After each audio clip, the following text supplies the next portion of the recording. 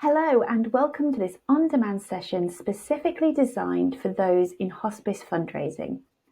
I know how challenging it can be to secure funding for those essential day-to-day costs that keep your services running. The salaries, coordination, systems and infrastructure that don't always feel fundable to trusts and foundations. In this session, we'll walk through practical ways to reframe those core costs into compelling, fundable projects that speak directly to funders' priorities. Whether you're writing your next application or planning ahead for a major grant, the aim is to give you clear, actionable strategies to help your hospice thrive in today's competitive landscape. Before we start, let me introduce you to Monetary Fundraising, the brains behind this webinar, who've been supporting charities to increase their high-value income for 14 years. Our goal is simple: to help you build strong, sustainable fundraising that makes a real impact. Our expertise expands across major donor fundraising, trust fundraising, and capital appeals. If you're interested in finding out more about our services and how we can support you, our contact details will be available at the end of this webinar. Please do reach out. And who am I? Well, I'm Stacey, and I've been working in fundraising for more than 19 years, many of them as a trust fundraiser. Over the years, I've seen how vital it is to be able to position core costs as fundable, compelling projects, especially in today's competitive landscape. I'm here to share practical strategies to help you secure the support your hospice needs. Together, we'll explore how to turn challenges into opportunities. As you are all more than aware, hospices are facing unprecedented financial challenges. Rising core costs, from higher staff wages to national insurance contributions, are stretching your budgets to the limit. At the same time, securing funding is becoming increasingly competitive, with more applications per funder than ever before. What makes this even tougher is that many funders prefer to support projects, not the core costs that make those projects possible. So how do we bridge that gap? That's what we're here to explore today. Before we move on to looking at how we can reposition those core costs, let's have a quick look at the trust fundraising landscape. I can tell you, after working in the sector for nearly 20 years, things are always evolving, and that's been no different over the last few years. Back in 2022, trust fundraising continued to play a vital role in supporting charitable organisations, with over 13,000 UK funders awarding more than £20 billion in funding. The majority of those funders were smaller grant makers, yet their collective impact was vast. However, the sector was facing significant challenges: increased demand for services, a cost of living crisis, and political instability. Trust funders responded with unprecedented high levels of giving, but were also experiencing increased pressure themselves, with applications rising by 20 to 30% on average, making the trust fundraising landscape increasingly competitive, something we're still experiencing today. As a result, many funders are now reframing their strategies, with some even pausing or closing their programs. And although this seems like a daily occurrence, these closures represent less than 5% of all the funders, so there are opportunities out there. These changes just mean we need to think more creatively about how we present our funding needs. Now that we've explored the broader context of the trust fundraising landscape and the challenges facing many organisations like yours, let's take a look at the mindset of the funders themselves. Understanding their motivations and concerns is key to us being able to reframe our core costs. When we know how funders think, we can align our requests to what they care about most: impact, outcomes, and sustainability.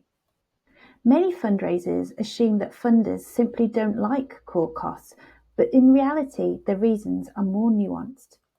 Let's take a closer look at why funders might hesitate to fund core costs, especially in the hospice sector. It can be about a lack of control. Funders want to ensure their money is going directly to patient care. They often hesitate to fund what they see as back office costs, like operational or admin costs. It can be a fear of dependency. Some funders worry that by funding core costs like salaries or utilities year after year, they're creating a dependency on external funding. They don't want to feel responsible for a service's operational sustainability long term.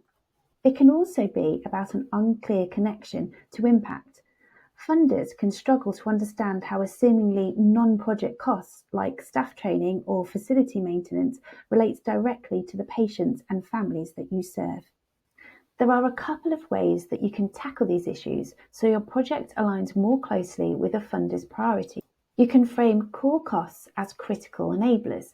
Instead of calling them admin costs, present them as the backbone of effective care delivery.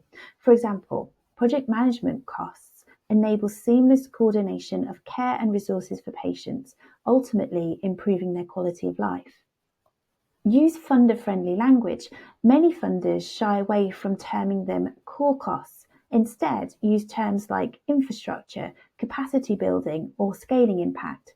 For example, instead of saying we need £10,000 to cover staff costs, say we need £10,000 to strengthen our capacity to provide 24/7 care and support to patients in need.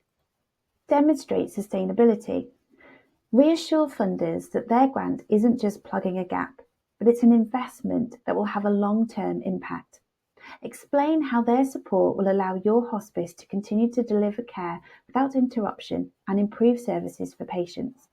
Instead of asking for funding with a simple line like, we need £50,000 to cover project management, say, with £50,000, we can ensure 500 more families receive the care and support they deserve, thanks to the dedicated project team that coordinates services, enhances care planning, and improves overall patient experience. This simple shift shows funders the direct link between operational costs and improved patient outcomes, something that resonates with their desire to see their funding translate into meaningful impact. By positioning core costs as essential to the delivery of high-quality care and connecting them to the impact funders are more interested in, you can make the case for funding much more compelling. So, how can you reframe those core costs? As we've discussed, funders often see these as operational or administrative overheads, which don't feel impactful. To address this, we need to look at these costs as essential components of our impactful projects. For example, rather than presenting a request for salaries, we could reposition this as funding for a specialist care delivery team. Or instead of asking for support for our utility bills, we could highlight the importance of keeping our hospices warm for our families. This reframing not only allows these costs to more closely align with the funder's priorities, but helps us to use them to tell compelling stories that funders can connect with. By making these costs part of our projects, it allows us to use impactful statistics, compelling case studies, as well as demonstrable, measurable outcomes that tell a wider story of your hospice's activities and the impact your whole service has on your beneficiaries. Without being able to keep the lights on, you wouldn't be able to welcome patients and their families when they need you the most. Time for a quick power pause. These are a chance for you to pause and think about a key element of what you've just heard. You can pause the video here to write something down for later or reflect on something that's resonated with you.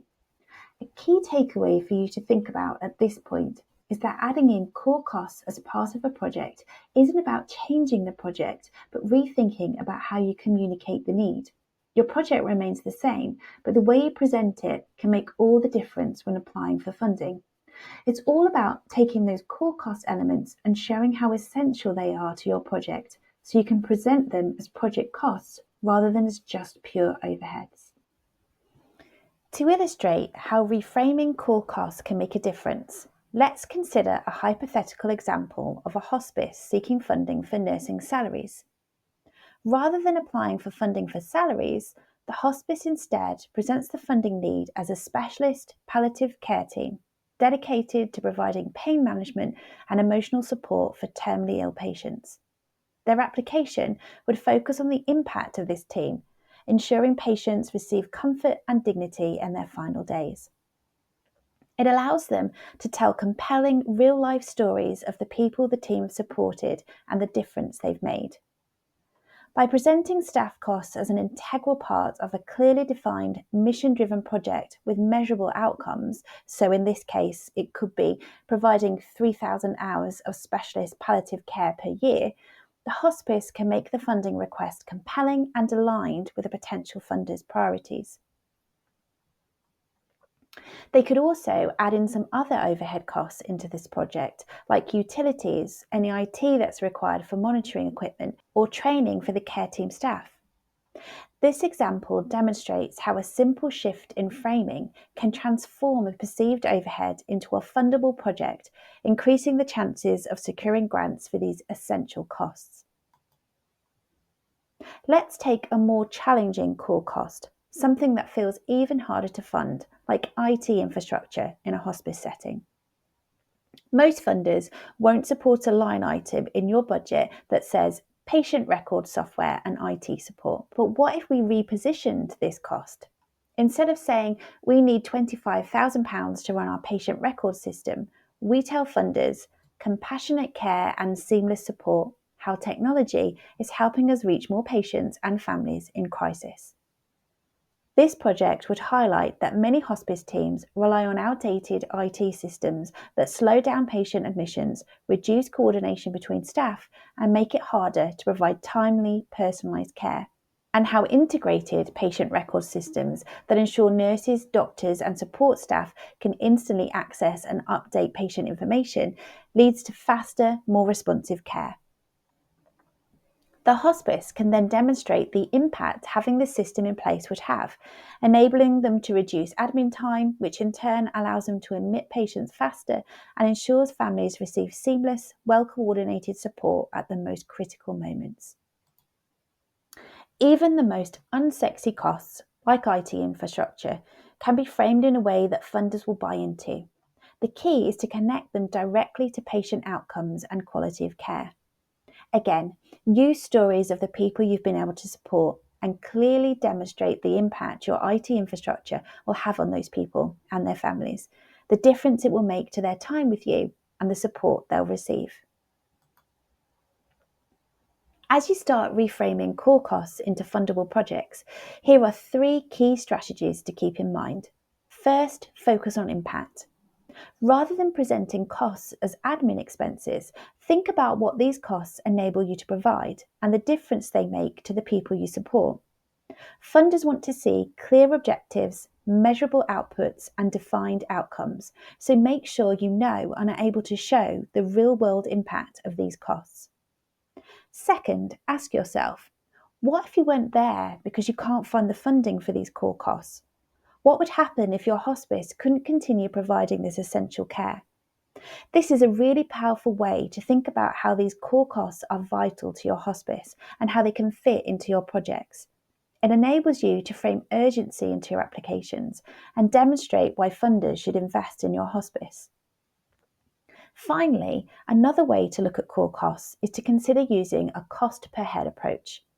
Breaking down your budget, which includes your core costs, helps make your funding request more tangible and adaptable. If your project costs £10 per head, for example, you could ask for £1,000 to support 100 people or £5,000 to support 500.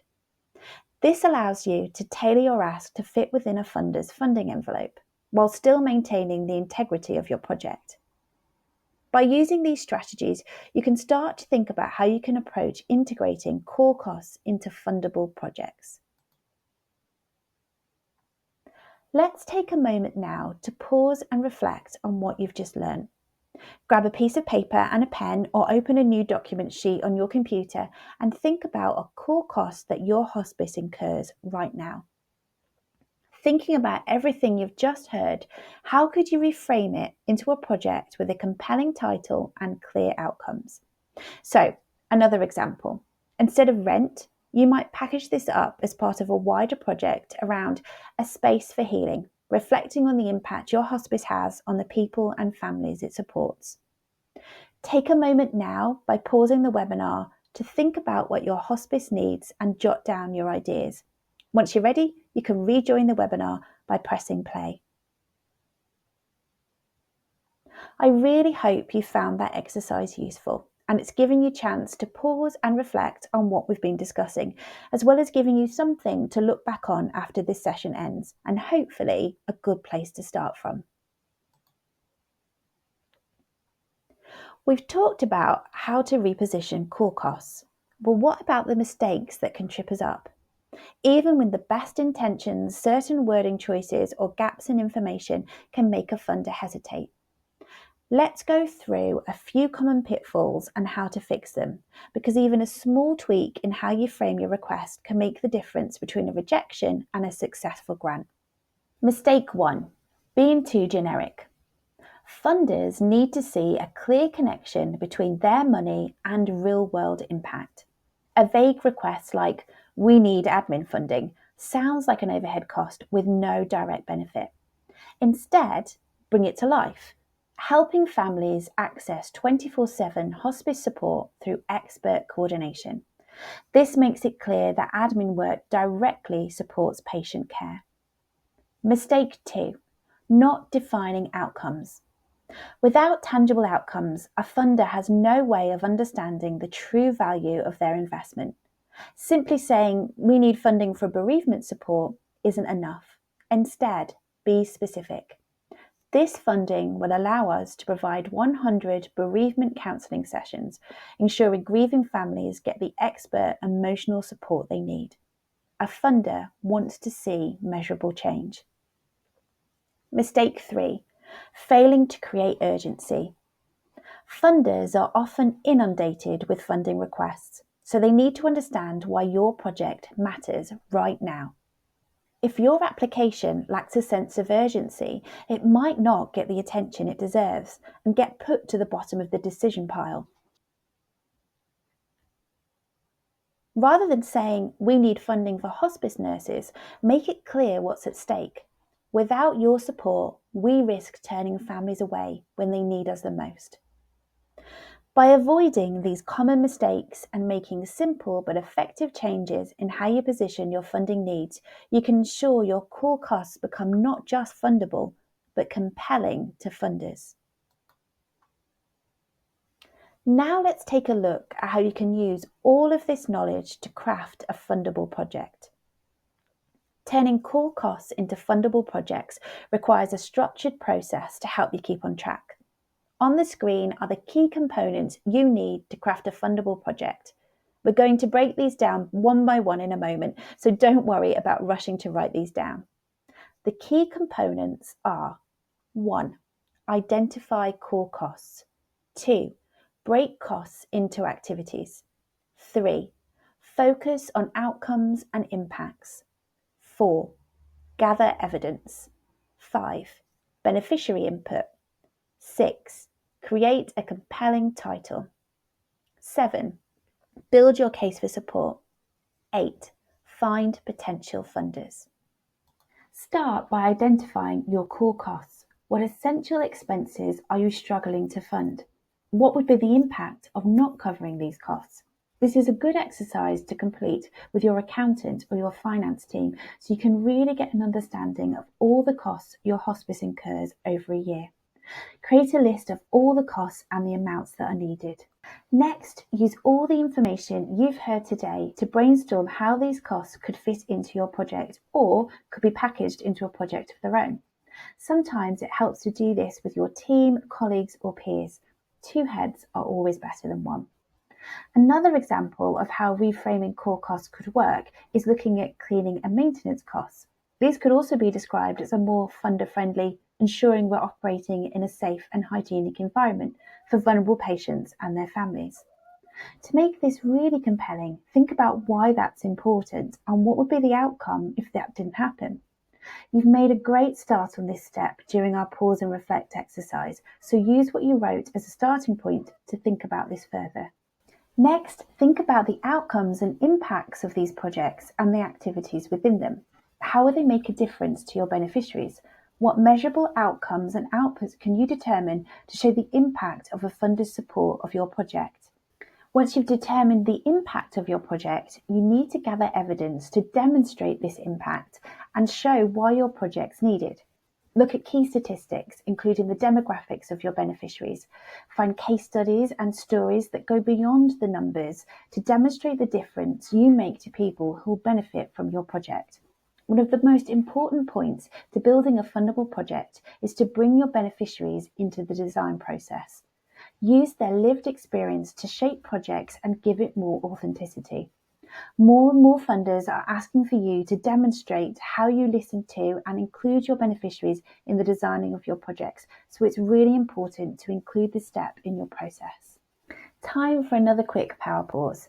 It's easy when you're trying to think about how to repurpose your core costs into your projects to forget that the most impactful tool you have at your disposal is the stories of those that you help. The story behind your work and the statistics is truly what engages funders. Once you've crafted your impactful project, you need to give it a compelling title that communicates the heart of what you're doing and why it matters. If you have someone within your hospice that's fab at doing this, get their input. Or if you have a marketing team, ask them for their support to come up with a title that helps reframe your core costs. Once you have all this information, you can start to develop your case for support. This document should clearly outline the problem, your solution, objectives, outcomes, outputs, as well as the impact you'll deliver with the funder's support. Include those core costs elements, making sure to weave them into your narrative, demonstrating why they're an essential part of your project. A case for support should also include your project's budget, taking the opportunity to add in those perceived core costs now that you've identified that they fit perfectly and strategically into your project. List them as you would any other cost, and again, use your narrative to show why these elements are so essential to obtaining your outcomes. And finally, the last step is all about identifying potential funders whose priorities align with your project's activities and outcomes. This step comes last because it's important to find the right funders to fit your project, rather than developing a project that fits a funder's priorities. You need to be able to demonstrate your organisation's expertise and the impact of your work. Following this process ensures that your project is not only fundable, but really rooted in the needs of your hospice and its beneficiaries, making it far more compelling and impactful to trust funders.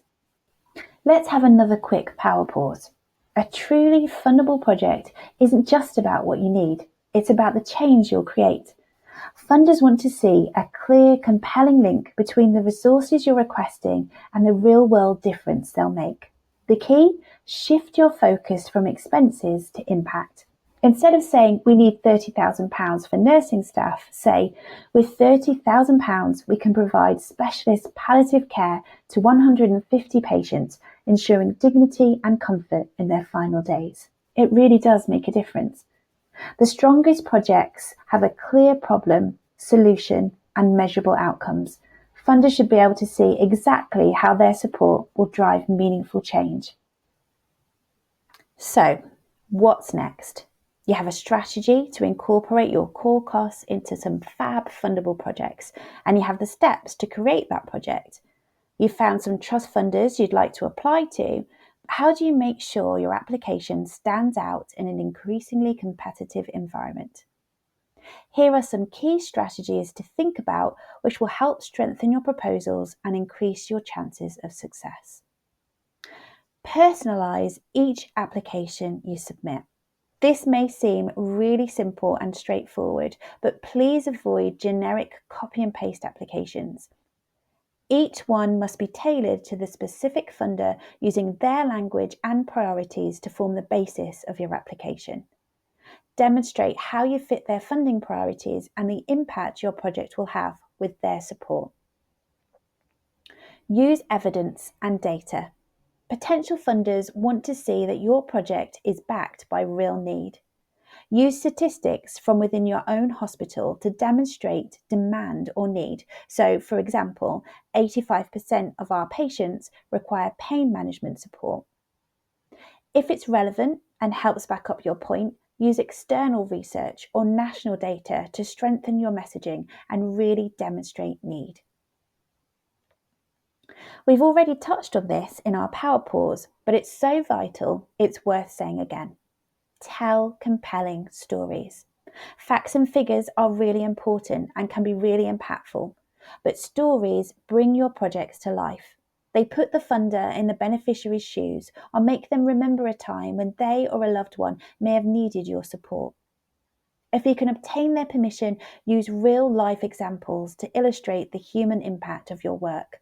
So, for example, rather than just stating, "We provide bereavement support," share a short story about a family who's found comfort and resilience through your hospice's support. Focus on outcomes, not just outputs or activities. Many applications fall into the trap of listing what they'll do rather than the difference they'll make. Think about change to demonstrate impact. How will your beneficiaries be better off because of your project? Instead of saying, "We'll provide 50 hours of respite care," reframe this to emphasise the outcome. Families will have crucial time to rest and recharge, ensuring they can continue caring for their loved ones at home. Build relationships with funders. Trust fundraising isn't just about applications, it's also about building relationships, something that's becoming even more crucial as trust fundraising becomes more competitive. If a trust doesn't explicitly say you can't contact them, pick up the phone or send them an email to clarify information or ask questions that aren't available elsewhere. Follow trusts on their social media, attend their Q&A sessions and meet the funder webinars. Ask questions and let them know about your project where you can. Get yourself seen. Make sure your website's up to date and that it, along with your social media platforms, are talking about your projects and the impact you have. So if a funder does do their own research on your hospice, have some great, compelling information for them to find. Time for another quick power pause. And this time I want to refocus on making sure that you're tailoring your proposals to each individual funder's specific priorities. Generic applications really won't work, so always show how your project directly supports the potential funder's mission, goals, and priorities. Do your research and reflect their language in your application. We've covered a lot of ground today, and I know that rethinking core costs can feel like a big shift. But the good news is you don't have to change what you do, just how you communicate it. So, as we start to wrap up, here are 5 key takeaways to help you put this into practice and start turning core costs into fundable projects right away. Reframing core costs into fundable projects isn't about altering what you do. It's about communicating it in a way funders can engage with. Instead of presenting rent, salaries, or operational costs as standalone expenses, link them directly to the impact they enable. A project-based approach helps funders see how their support leads to real, measurable outcomes. Many funders hesitate to cover core costs because they don't see the direct impact. Your job is to help them connect the dots.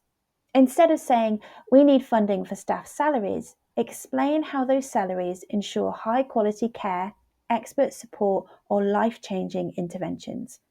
Frame your ask around the difference this investment makes in people's lives. A powerful way to reframe core costs is to ask, what would happen if our service disappeared? If funders understand the gap your organisation fills and the consequences of losing that support, they're more likely to fund it. This approach helps build a compelling case for long-term sustainability. A cost per head approach helps make your funding request more tangible and adaptable. If it costs £85 per person to deliver a project, you can tailor your ask, requesting £1,700 for 20 people or £8,500 for 100 people. This flexibility allows you to align with different funders' giving levels without compromising the integrity of your work. You don't need to overhaul your entire approach overnight. Start small. Take one essential cost, reframe it within a project, and test how it fits into your next funding application. Over time, embedding this mindset across your organisation will make fundraising for core costs feel more natural and effective. Before we finish, let's take one last moment to pause and reflect. From what you've learnt today, what's the one key shift in your thinking about core costs? Maybe it's realising that funders can support core costs when framed correctly, or perhaps it's understanding the importance of language, moving from admin costs to essential infrastructure. Write down your biggest takeaway in a single sentence. This is your fundraising mind shift, something you can take forward into your work. Pause the webinar now and take a few moments to write down your thoughts so you can reflect on them after the session. Once you're ready to continue, press play. We've explored the why and how of turning core costs into fundable projects. But I know that once this webinar finishes, taking that first step can sometimes feel overwhelming. So before we do finish, here are some quick wins, practical, simple actions you can take in the next week or so to start putting all of this into practice. These don't require a full strategy overhaul, just small, manageable steps that will set you up for success. Quick win 1, reframing one core cost. In the next week, pick just one core cost, perhaps something essential but tricky to fund, like staff training or utilities. Instead of presenting it as an expense, think about the outcome it enables. So, for example, rather than staff training, you could frame it as enhancing the care of our patients through continuous learning. This small shift in language really does make a huge difference. You've already made a great start on this during our pause and reflect moments, so use what you've written as a starting point. Quick win 2, craft your first compelling title. Once you've reframed your core cost, give it a name that reflects its impact. Funders connect with outcomes, not overheads, so keep it short, clear, and inspiring. Instead of volunteer coordination, you might say empowering a compassionate volunteer network to support patients and their families. Quick win 3, build a simple case for support. Now that you have your project idea and title, put it into a one-page summary. It doesn't have to be a full case for support at this point, just get something down. Think about what's the challenge, how does your project solve it, and what difference will it make to the people you support. It doesn't have to be perfect. Just get the key points down so you have something to build from. Thanks again so much for listening, and I really hope you found this session useful. If you have any questions or you'd like to find out more about monetary fundraising and how we can support you, please use any of the methods shown on the screen here. I also run a monthly Let's Chat Trust Fundraising live session, and you can find out more about those on our website or on any of our socials listed. I really hope to see you there.